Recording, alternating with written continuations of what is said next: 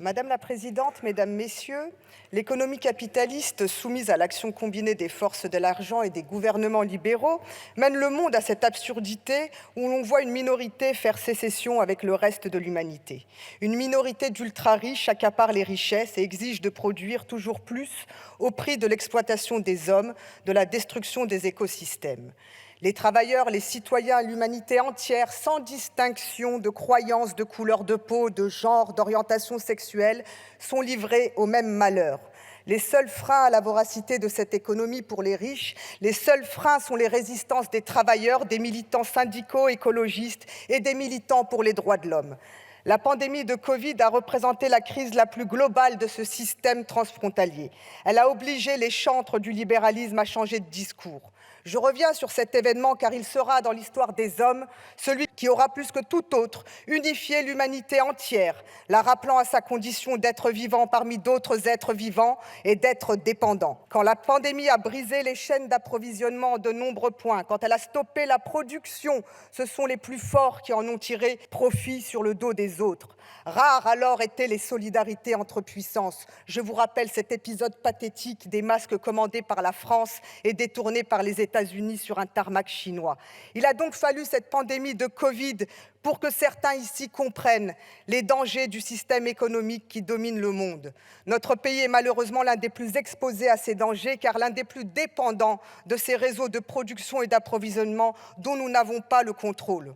En effet, parmi les grands pays industrialisés, la France a connu la désindustrialisation la plus marquée au cours de ces 40 dernières années. Les grandes entreprises françaises ont adopté des stratégies privilégiant l'investissement à l'étranger plutôt que l'exportation, et cela s'est traduit par la division par 2 de leur balance commerciale dans la part du PIB qui est passée de 4% à 2%. Au vu de ces éléments, il nous apparaît crucial de questionner la globalisation qui n'a d'autre motif que la réduction des coûts, qui récompense le moins-disant social, le moins-disant écologique. Nous devons la refuser dès lors que le bilan entre les bienfaits pour tous et le profit pour quelques-uns penche en faveur du second. Pour autant, nous rejetons avec autant de force la pensée rabougrie qui prône la fermeture de l'économie sur elle-même et qui renonce de façon absurde à la coopération et à la complémentarité des économies.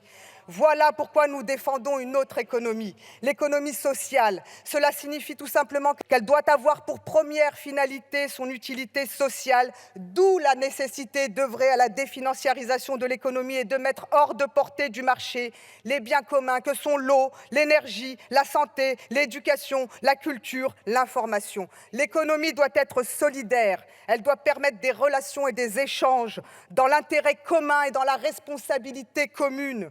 L'alternative au libéralisme réside précisément dans le développement des coopérations entre nations et entre régions. D'où la nécessité de sortir des traités de libre-échange aux conséquences dévastatrices pour l'environnement, pour l'emploi et la santé. Et l'économie doit être circulaire. Et cela veut dire qu'elle doit être organisée selon une logique durable, donc selon une logique non consumériste, non productiviste. L'économie circulaire est le contraire du localisme. Elle oblige à élargir le champ de la responsabilité, à intervenir sur le monde. Elle n'est pas une économie de l'enfermement, du circuit fermé, barricadé derrière des frontières. Je déplore, Monsieur le Ministre, que le projet de loi Industrie verte persiste à imaginer la réindustrialisation de la France avec un modus operandi défectueux.